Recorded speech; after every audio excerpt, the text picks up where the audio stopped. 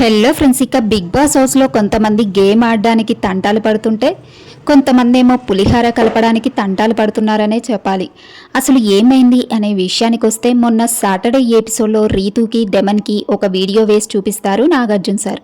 ఆ వీడియో ఏంటంటే, డెమన్ పవన్ రమ్యతో మాట్లాడే టాపిక్ పైన చూపిస్తారు. రమ్యని డెమన్ పవన్ పదే పదే అడుగుతూ ఉంటాడు, రీతు జెన్యూనా కాదా, రీతు నా వెనకేమన్నా గేమ్ ప్లే చేస్తుందా, తను ఎలా ఆడుతుంది, నాతో ఎలా ఉంటుంది, చెప్పు చెప్పు అంటూ రమ్య వెంటూ పడతా ఉంటాడంట. ఇక ఊరికే అడుగుతున్నాడు సార్. డెమన్ పవన్ ఊరికే నా గురించి వెళ్ళి రమ్యని అడుగుతున్నాడు. నేను అంత జెన్యూన్ అని అతను కనిపించకపోతే, నా మీద నమ్మకం లేకపోతే దూరంగా ఉండాలి, కానీ పదే పదే అమ్మాయిని వెళ్ళి అడుగుతున్నాడు అని కూడా చెప్తుంది రీతు నాగార్జున సార్కి.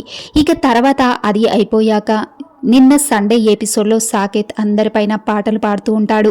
ఇక అదే విషయానికి వస్తే, రమ్య పైన కూడా ఒక పాట పాడతాడు. ఇంకా ఆ పాటలో క్రష్ అనే పదం వస్తుంది. ఇక ఆ పదం వచ్చినందుకు రీతు తర్వాత డెమన్ పవన్ గట్టిగా వేసుకుంటుంది. ఏంట్రా ఏం జరుగుతుంది నా వెనక అంటూ ఉంది.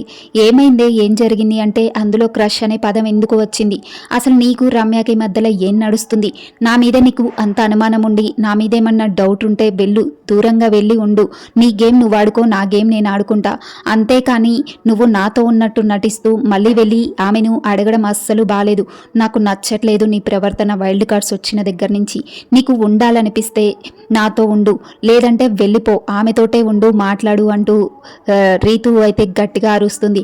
ఇక అక్కడ డెమన్ పవన్ అంటాడు, అసలు నాకు ఆమెకి ఏ టాపిక్స్ లేవు, ఓన్లీ జస్ట్ అడిగాను అంతే, నీ మీద అనుమానంతో కాదు అంటూ డెమన్ పవన్ అంటాడు. అదే నాగార్జున సార్ నిన్న చెప్పారు కదా, నీకు అంటూ ఒక క్లారిటీ లేదని. నిజంగానే నీకు అసలు క్లారిటీ లేదు, నీ బుర్ర పని చేయట్లేదు, నువ్వేం చేస్తున్నావో. నేను 6 వీక్స్ నుంచి నీతో ఉంటున్నాను, అయినా నా మీద నీకు ఇంత అనుమానంగా ఉంది. నీకు అంత అనుమానం ఉన్నప్పుడు నేను నీతో ఉండాల్సిన పని లేదు.